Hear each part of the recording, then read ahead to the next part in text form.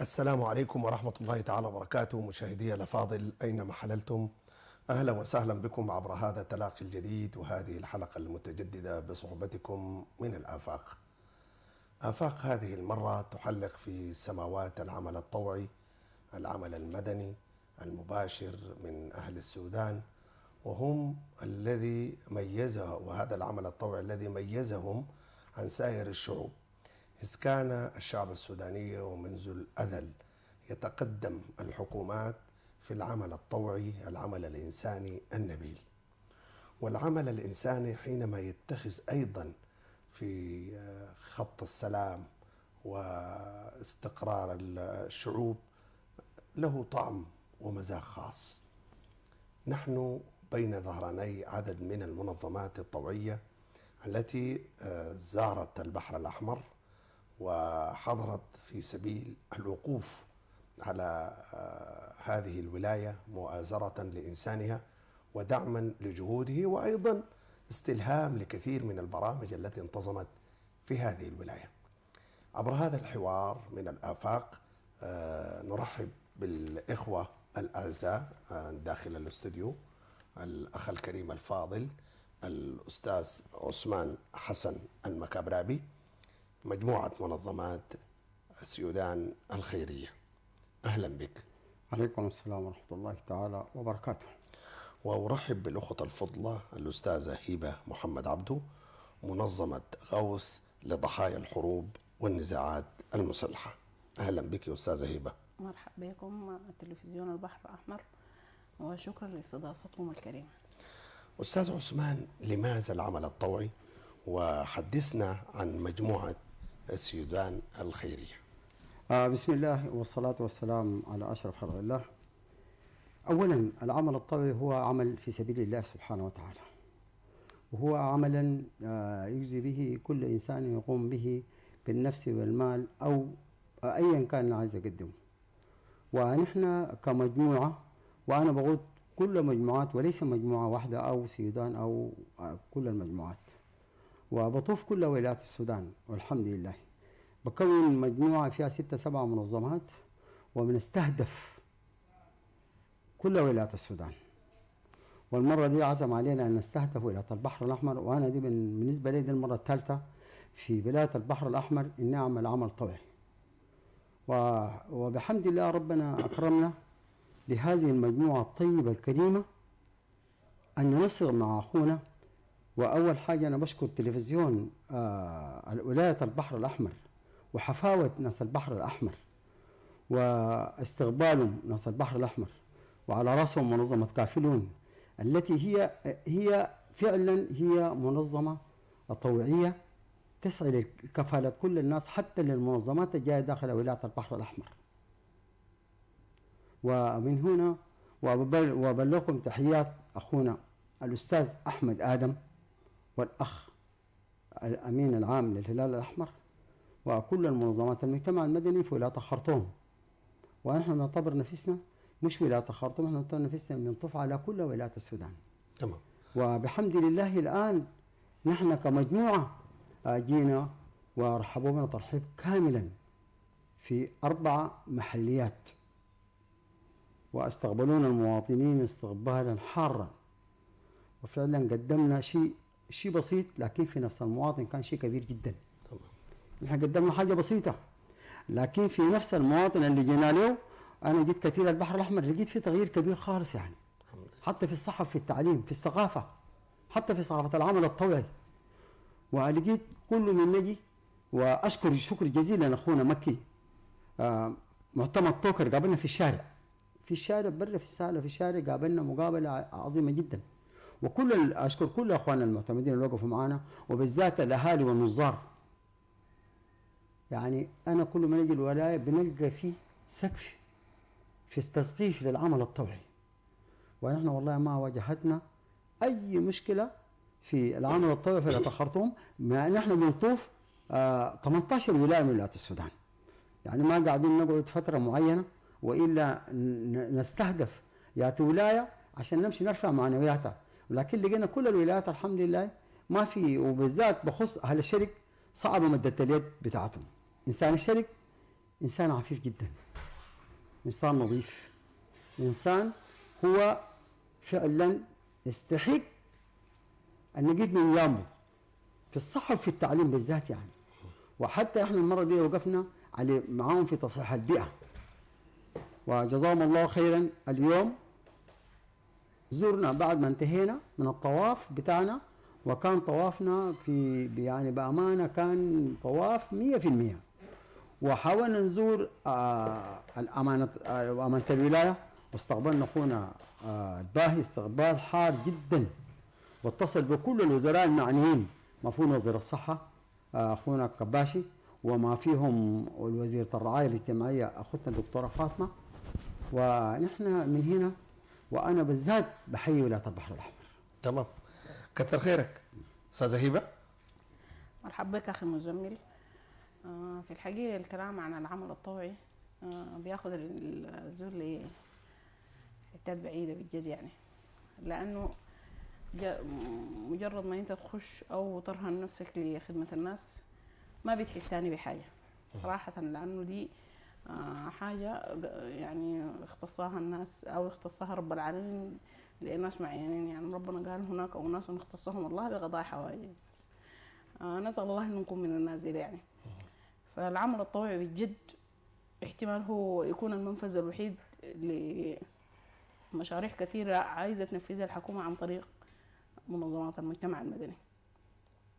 الآن منظمات المجتمع المدني بقت هي السند للمواطن بجد، لأنها بتقيف معاه في يعني بتمشي للمواطنين في أماكنهم، تفقد أحوالهم، تعرف ما ينقصهم من شيء. في الحقيقة ولاية البحر الأحمر نحن كنا شايلين هم لما جينا، لأنه ولاية كبيرة بجد، وخفنا إنه نظلم زول على حساب زول. يعني جانا تقرير إنه نمشي محلات معينة، الحمد لله قدرنا نصلهم، لكن لقينا في ناس في بور السودان أو في البحر الأحمر عموما طالما هم موجودين في البحر الأحمر يبقى نحن ما نخاف على إنسان البحر الأحمر نهائي. تمام. تمام. أستاذ عثمان، العمل الطوعي يعني برضو أخذ أشكال في الأولويات. الآن الحرب وضعت وزارها في البلد، ويعني الناس يتطلعوا للاستقرار، والمناطق التي يعني تأثرت بالحرب تحتاج إلى تطبيع الحياة حتى يعني يستقر فيها السلام. وفي الشرق يعني مناطق يعني لغاية جنوب طوكر المحلية زرتوها، وحتى أغاصي الحدود الجنوبية إلى قرورة السودانية وقرورة الأريترية. هنالك يعني هذه المنطقة كانت ملتهبة، كانت عاشت ظروف صعبة جدا، لكن رغم الظرف الذي تعرضت له ظل إنسان كما تفضلتم حريص على الانتماء لهذه التراب. ضحى بروحه، ضحى بدمه، ضحى بكل ما يملك في سبيل أن تظل هذه البلد سودانية 100% مهما كان. والذي يتجول في تلك البقاع يعني تحديدا من جنوب طوكر حتى محلية عقيق بالعمق كله يجد عظمة فعلا إنسان الشرق. كما الجبال صمدوا، صبروا، تحملوا كل الأذى اللي واجهته البلد. ويمكن الناس شوية في العمق في البلد كثير قد لا يتعرفوا إلى أي مدى التضحيات اللي قدموها الناس سنين. يعني الناس الشرق ده اللي بيتكلموا عنه يعني ما شاف الحتة دي وشاف الظروف اللي الحرب ما بيقدر يتكلم، ما بيقدر يتكلم، شهادته بتكون يعني ما يعني. ولذلك داير أشوف أولوياتكم أنتم في العمل الطوعي الآن. يعني تفضلت أختنا هبة أن الحروب والنزاعات أخذت من الناس ما أخذت، والإنسان يعني في فهم المنظمات الطوعية وهي هسه كنموذج مجموعة من يعني عندها هدف كبير يعني أن يظل هذا الإنسان إنسان سوداني يعني. نعم. أول حاجة في خطة الآن للناس العايدين طوعيا. الآن مفوضة العون الإنساني الآن بتعمل خطة للناس العايدين طوعيا، أن كان في دارفور أو كان في شرق السودان. والآن تكونت لجان بالنسبة للناس اللي عايزين عودة طوعيا. وأنا كثير طبعا حمت في الشرق، ولقيت إنسان الشرق الآن اللي كان في الحروبات الآن هو عاد للمدينة، وعاد للاستقرار، وعاد للتعليم، وعاد للصحة. وده كله لأنه منظمات المجتمع المدني الآن بقت تطارد في الحدود وتمشيهم في الحدود وتقعد معاهم ويقدموا الدواء، ويقدموا الطعام، ويقدموا الحاجة البسيطة. لكن من شيمة السودانيين أنه غالبيتهم عايزين السلام طبعا. ومنظمات المجتمع المدني هي لها دور كبير جدا جدا في الاستقرار، بالذات في الشريط الشرقي أو الحدود الجنوبية أو الغربية. الآن في عودة طوعية، جزاه الله خير أخونا أحمد آدم فوضى العودة الإنساني الآن كون لجان بالنسبة للعودة الطوعية في كل ولايات السودان، وبالذات الخط الشرقي وأخواننا في دارفور.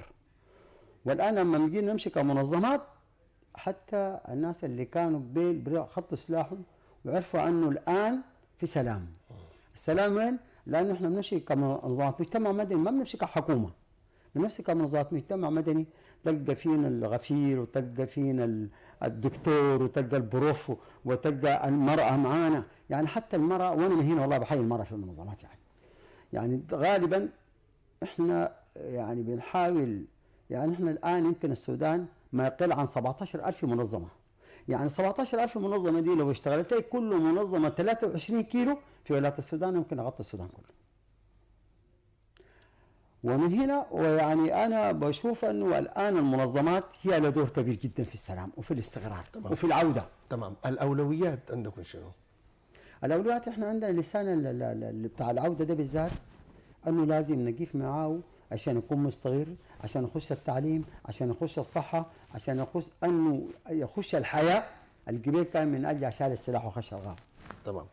أيوة. أستاذة هبة، يعني منظمة غوث لضحايا الحروب والنزاعات المسلحة، أولوياتها؟ نشر ثقافة السلام كمبدأ وكجندي أول في المنظمة. بحمد الله نحن أنشأنا مركز الأنوار للسلام كمركز متخصص لنشر ثقافة السلام في كل ربع السودان. ف يعني إن شاء الله سنعمل جاهزين على إنه نصل الناس دي في مناطقها، ونتحد شمال مع جنوب إن شاء الله. والحمد لله تم نزع السلاح بالكامل، ما في حرب بإذن الله. لكن الأمان، إحساس الأمان أهم شيء بالنسبة للمواطن. فيبقى أنت لما تقدم أو تسعى لإنه يكون المواطن مطمئن، تاني ما بيطلب منك خدمة. إذا كان الغذاء أو الصحة ما في أمان، ما في فايدة. فأهم شيء أو الجند الأول والبند الأول نحن في منظمتنا إن شاء الله السلام. وقطعنا فيه شوط كبير. المركز سجل الحمد لله، ودعمت له جمعية عمومية، والحمد لله يعني عضويته فاقت 200 وماشية في زيادة. تمام. داخل السودان 200 داخل السودان. عندنا ناس من برا السودانيين المغتربين ما خلينا نزور. يبقى نحن إن شاء الله في الفترة الجاية دعم للسلام. تمام. سندعم السلام وننشر ثقافة السلام إن شاء الله في ربوع السودان كله. تمام. التطبيع للحياة يحتاج إلى مشروعات. أكيد. وعادة الناس يعني يتحدثوا يقول لك والله يعني السلام ثمنه غالي. طبعا. تحقق الآن، والأغلى فيه أن كما تفضلت يشعر الناس به. نعم. يشعر الناس به سلوك وليس شعار. وهذا يترتب عليه مشروعات، برامج وغيرها. آفاقكم ورؤاكم فيما يتعلق بالمشروعات التي تعزز لهذا السلام. والله نحن يعني إن شاء الله في رؤيتنا القادمة أو نستهدف مناطق معينة اللي هي المناطق اللي عانت من الحرب، ونحاول نستوعب أكبر عددية من الناس اللي نزحوا من جراء الحرب. حتى إذا كانوا متمركزين في منطقة معينة إن شاء الله نحاول نصلهم. حنعمل لهم توعية شاملة بحيث إنه حتى الخط السلاح اليوم ما يجي دخيل قدامه يخش بيناتنا ويحاول تاني يرجع للغابة زي ما بيقولوا. أهم شيء الأمان في كل شيء مهم من يعني أهم من أي شيء تاني.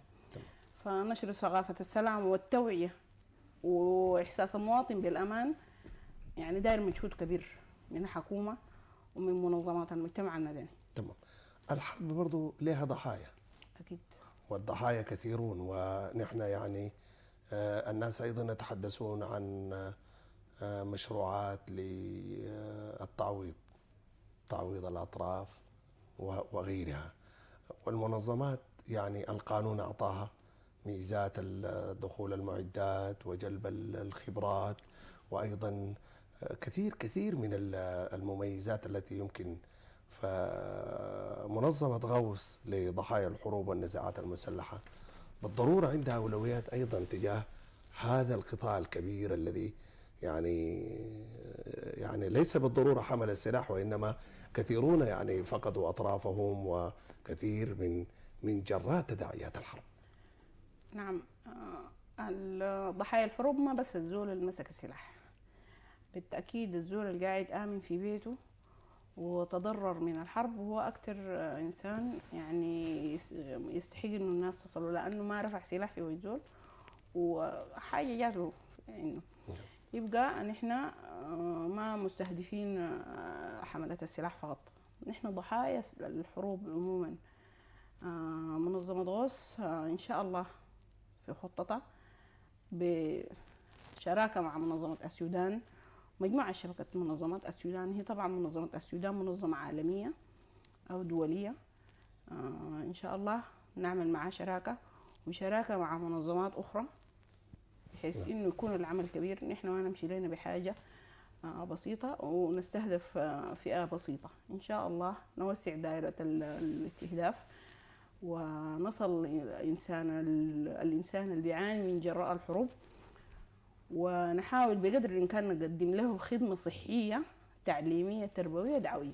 تمام. بإذن الله. أستاذ عثمان حسن المكابرابي، مجموعة أو منظمات السودان الخيري. السودان ماذا تقصدون بالسودان؟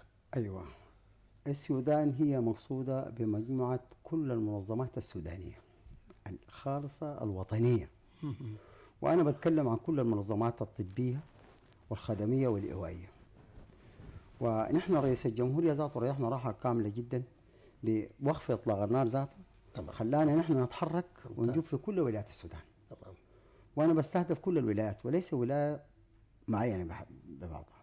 يعني احنا الحمد لله بنجمع مجموعة من المنظمات طبية وخيرية وحتى بتاعت نزع السلاح وحاجة زي دي. احنا بنحاول نجمع مع بعض وننسق تنسيق كاملا. التنسيق ده هو بينفعنا لما نمشي لقدام. بنلقى كل منظمة في حالة زي دي بتكون حسب التخصص. وأهم شيء أنا بعتبر في منظمة التدريب هو بوصل المنظمة للشيء الصحيح.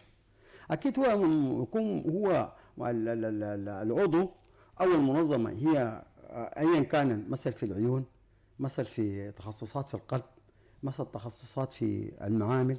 لما يكون الإنسان متدرب، أنت الإنسان لما تقود الغافلة أنت بتكون مرتاح جدا. ليه؟ لأنه كل زول كان ماسك الشيء من أجله جاء وتدرب وتخصص فيه. دي في حالة زي دي أحسن من أنت ما في تدريب، معناتها المنظمة ما بتمشي لقدام. لكن لما يكون في تدريب المنظمة بتمشي شنو؟ عالميا، وتكون لها شهرتها ولها أداء. لأنه أنت لما تجي آخر السنة بتجرد شنو اللي عملته، شنو المفروض تعمله، وشنو الماينص. لأنك أنت أول ما تيجي تجدد في المفوضية عشان تيجي تجدد، طيب بتجيب كل المشاريع اللي عملتها وحساباتك اللي عملتها والشغل اللي عملته. في منظمات يعني تلقاها مثلا ما لقت رعاية منهم مثلا المكتب التنفيذي أو من الأعضاء أو من مجلس الأمناء، وهي في حالة زي دي بتكون شنو؟ راكدة. احنا في حالة زي دي بنحاول شنو؟ نجمعها معانا عشان نحركها. تلقى عندها مثلا العقل المدبر، عندها الامكانيات لكن داير زول يقودها. عشان كده انا غالبا انا ما عندي منظمه باسمي كده، يعني المكابرابي ده ما عنده منظمه باسمه، لكن انا بقود جزء من المنظمات. وبعرف انه مثلا المنطقه الولايه الفلانيه الحته الفلانيه بنحاول نعمل مسح. بنعمل مسح بنعرف انه المحليه دي او الولايه دي محتاجه لشنو يا جماعه؟ تمام. هل محتاجه لتيم طبي؟ هل محتاجه لشغل غذائي؟ هل محتاجه لتوعيه؟ هل محتاجه لثقافه؟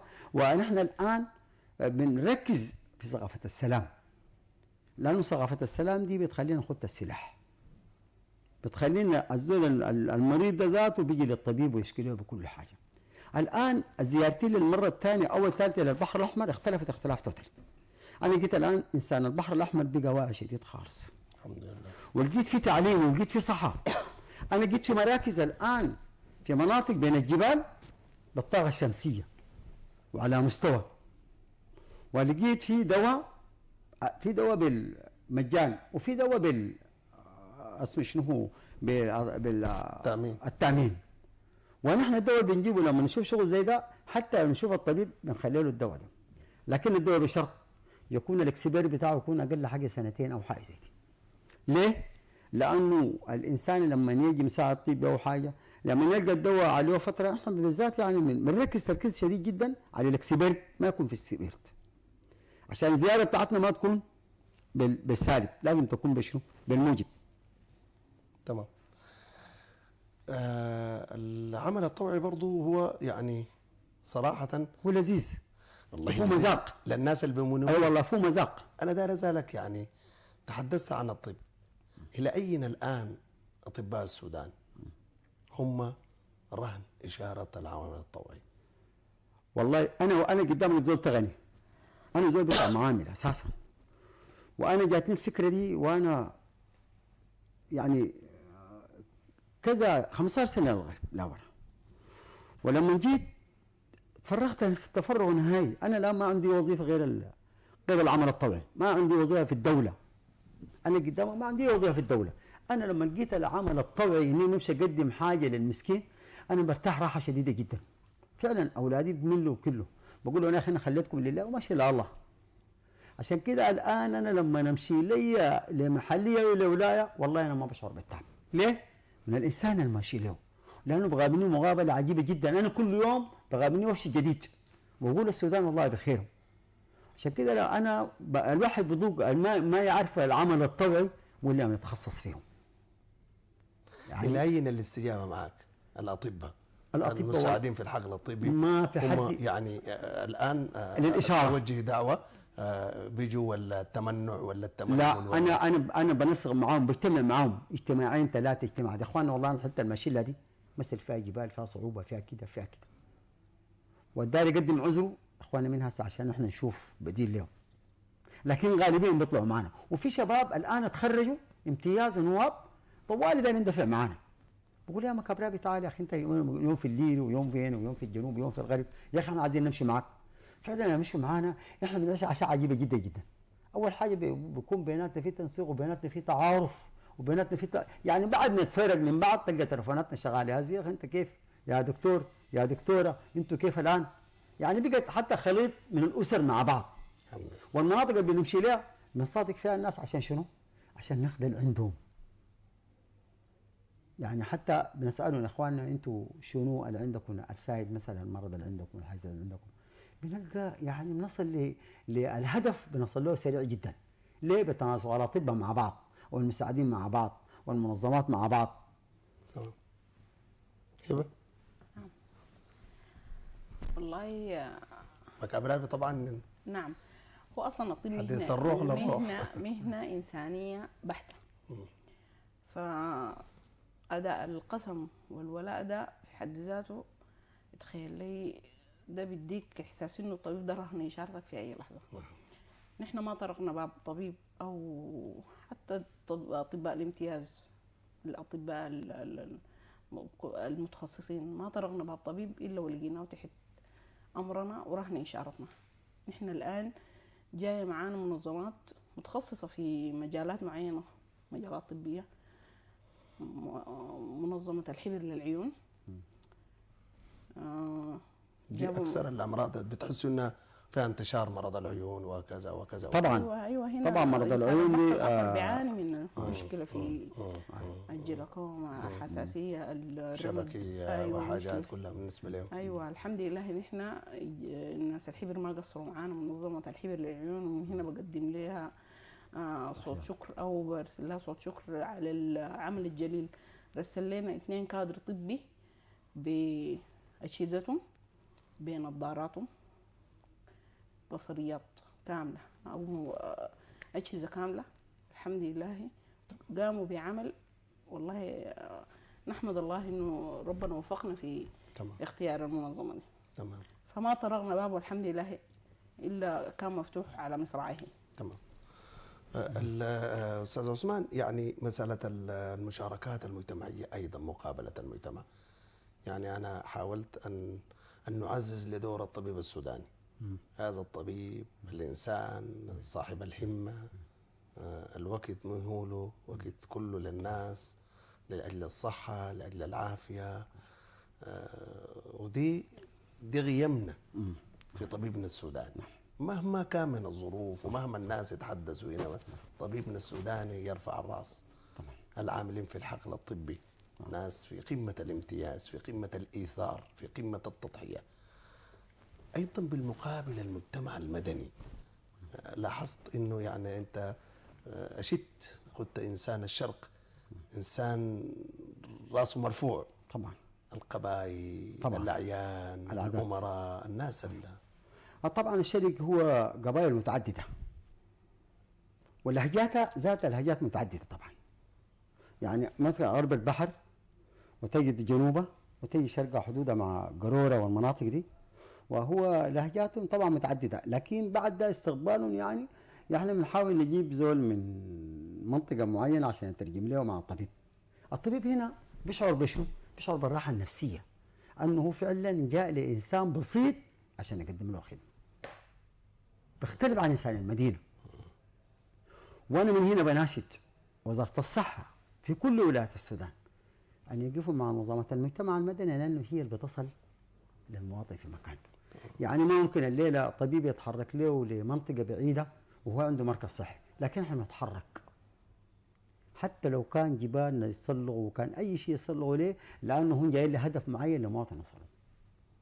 وانا بقول من هنا بناشد ان اخواننا في الوزارات ووزاره الصحه، ونشكر اخونا بقرده على مستوى الاتحادي. احنا اول ما جينا الغافله بتاعت الشرق وجه توجيهاته طوال، ولكن انا بقول انه وزاره الصحه الاتحاديه والولايه نحن نطلب منهم حاجه واحده. اذا كان جاهم زول مثلا او فريق طبيب انه المفروض يقدموا له اقل حاجه المساعده عشان يسهل له يمشي لقدام، لانه منظمات المجتمع المدني بتختلف عن الطبيب الشغال في المدينه. يعني احنا مثلا بنمشي نطلب اخصائي عشان يجينا، صعب انه اخصائي يطلع لك، لكن الان ما شاء الله انا لقيت يعني فئه من الاطباء السودانيين بالذات الان في الفتره دي، لقيت التطوع بالنسبه للاطباء والشباب بكميه كبيره، وخاصه البنات والاولاد كميه كبيره جدا. يعني انت لو قال لك 60 طبيب بيطلع معك 60 طبيب، بس شنو؟ الامكانيات بتاعت الادويه، الامكانيات بتاعت المحاليل، ولا بد من توفيرها. لكن احنا لما نجي مثل في اي ولايه من الولايات بنلقى المواطن منتظر منظمات المجتمع المدني، لان منظمات المجتمع المدني بتنزل معه في الارض وتقعد معه وتاخذ معه وناكل. حتى الاكل اللي بيجيبوه ده احنا لازم ناكله بلذه كمان، ما بنعرف ناكله بلذه ايا كان هو شو. مويه مره نشربها، مويه حلوه نشربها، اي شيء نشربها. ليه؟ لانه عايزين نشاركه. لما انت تشارك المواطن ده لما تطلع منه هو بحس بحاجه ثانيه، بحس انه شيء تجدد له الليله حاجه جديده تختلف عن الشيء القديم. الآن غابة غوسين وعدنان تكملوا رحلتكم للبحر الأحمر ان شاء الله. وأشرت أنكم 4 محليات تم زيارتها نعم. وتم تغطيتها. نعم. طافت عليها القافلة. نعم. سواء نعم. كان من منظمة قافلة السودان ومن قافلة منظمة غوث لضحايا الحروب. نعم. بعد البحر الأحمر أين الوجهة؟ والله الان اول حاجه في البحر الاحمر عشان اوريك على 4 محلات، انا في كل محليه بغطي لها 300 اسره شغل غذائي بسيط. يعني انا في كل محليه استهدفت 300 اسره بشغل غذائي بسيط. كان كساء، كان بطاطينه، كان نواميس، لانه في مناطق فيها بعوض، فيها حاجه زي دي احنا بنديها. ونحن من ختامنا بالنسبه لوزاره البحر الاحمر الان احنا عندنا كذا ولايه مستهدفينها الان. ولايه الجزيره حتى اسمها المناقل، ولايه نهر النيل الشندي، شرق دارفور مستهدفينه، مستهدفين لنا يعني ان شاء الله في رمضان. واحنا ما عندنا وقف، حتى في رمضان بنشتغل. تمام.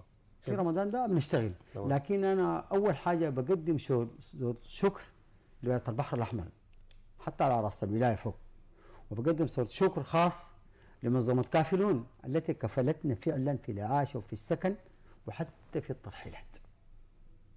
وبخصوص امانه الحكومه واخوتنا وزيره الرعايه واخونا وزير الصحه.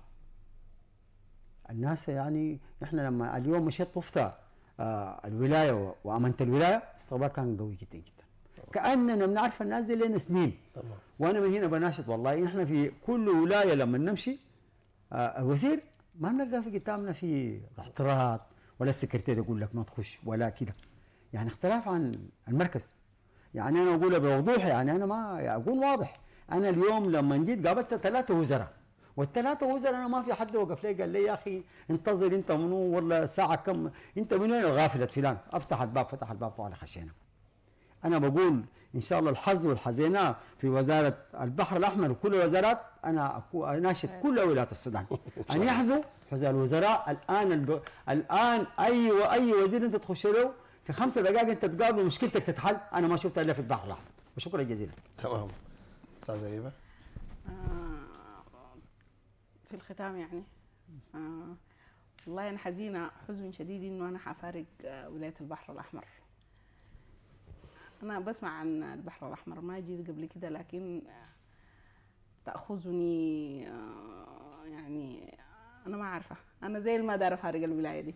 كويس. أيوة والله. تمام. ده ما رياء ولا ادوك نفاق. اغامه معها. والله يا ريت يا ريت.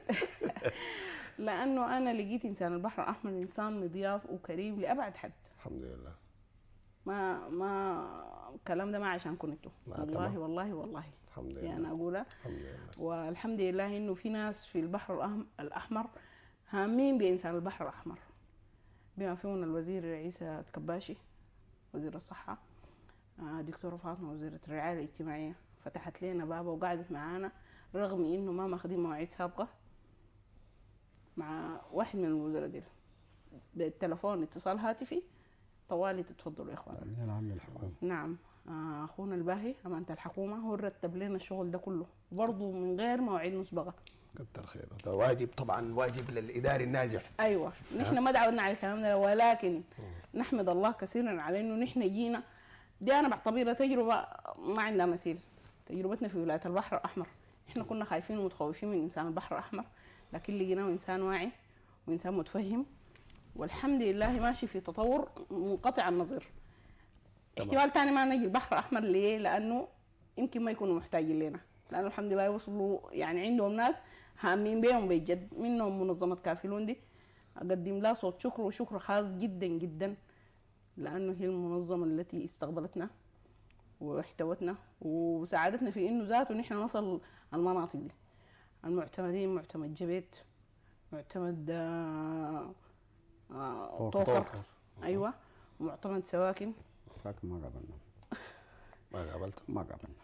خالد سعدان؟ والله قابلنا ابدا. انتم ما مشيتوا له ولا شو؟ والله احنا حاولنا احنا مشينا لكن ما قابلنا، لكن في النهايه نحن مشينا السواكن، مشينا طوكر، مشينا أربعات، مشينا السلوم. نعم. الحمد لله ما في زول قفل بابه هنا ولا في زول قفل تلفونه. نعم. وبالتلفون بيهاتفونا وبيطمئنوا علينا، وصلتوا ما وصلتوا، لقينا في ناس في استقبالنا. فده دي شيمة انسان البحر الاحمر. تمام. وانا من هنا بقدم شكر جزيل لاخونا مكي قابلنا في الشارع، السيد معتمد طوكر، وابننا العزيز عمر ابراهيم، والاخ طاهر. هو جا من جبيت. نعم. جا من جبيت عشان يجي يقابلنا ويستقبلنا، وجزاه الله خير، يعني دفع معنويات الناس. تمام. ونحن نستهدف كل المحلات، لكن ارجو رجاء خاص حقه. نحن لما نجي هنا نجي الولايه، انا طبعا حسب الولايات، وحسب الترتيب. نحن والله حاولنا نقابله، لكن الوالي كان عنده شغلات كثيره جدا. يعني الفتره اللي فاتت دي ونحن بنعذره، ومن هنا بنقول له والله جزاك الله خيرا، وربنا يثبت اقدامك، وربنا يقدمك ان شاء الله لقدام. وبنشكر اخونا الباهي والله رتب لنا كل الترتيب. كفاك. ونشكر اخونا مزمل كفاك سليمان كفاك. على هذا اللقاء الجميل، وشكرا جزيلا. ادوني فرصه اخيره انه اشكر فيها اشخاص بيعينوا المراه، زي ما بقول اخونا المكابراوي، المراه الحديديه. امال حسن عبود الله اكبر، واقفه فينا 24 ساعه والله العظيم. اخونا عبد المنعم شريف مدير بنك تنميه الصادرات استقبلنا وضيفنا والله ما قصر معانا نهائي. يعني في اشخاص بيعينوا، وفي منظمات بيعينوا، وفي كيانات بيعينوا، ما قصروا معانا نهائي. زول في البلد الامين هو. ايوه زول في البلد الامين. نحن ما ان شاء الله ما ننسى زول، لكن يعني حتى نسيناهم محسوبين عند رب العالمين ان شاء الله. شكرا لاختنا اسمها طلحه، هي بتناشدنا من الخرطوم، واقفه معانا من الخرطوم. تمام. هي بتاع الزول في البلد الامين. واختنا اسمها طلحه هي من النساء يعني ربنا يحفظها، الاسلاميات القويات اللي بيقدمن، وهي من هناك ادعمتنا واحنا قاعدين في ولايه البحر الاحمر. جزاه الله خير. شكرا لكما الاخ الفاضل الاستاذ عثمان حسن المكابراوي، مجموعه منظمات السودان الخيريه، والاستاذه هبه محمد عبده منظمه غوث لضحايا الحروب والنزاعات المسلحه. وكانت هذه حلقه ربما هي فيها الوفاء. حاولتم ان تعبروا وأن تقولوا شيئا في حق هذا الإنسان في هذه الولاية إنابة عنهم جميعا. شكرا لكم. وهذه سمة السودانيين دائما، يشعرون بالفخر والإعزاز لكل موقف نبيل ولكل موقف مشرف. أشكركم مشاهدي الأفاضل، وحتى جديد الملتقى في حلقة تسعد هي بمتابعتكم. السلام عليكم ورحمة الله.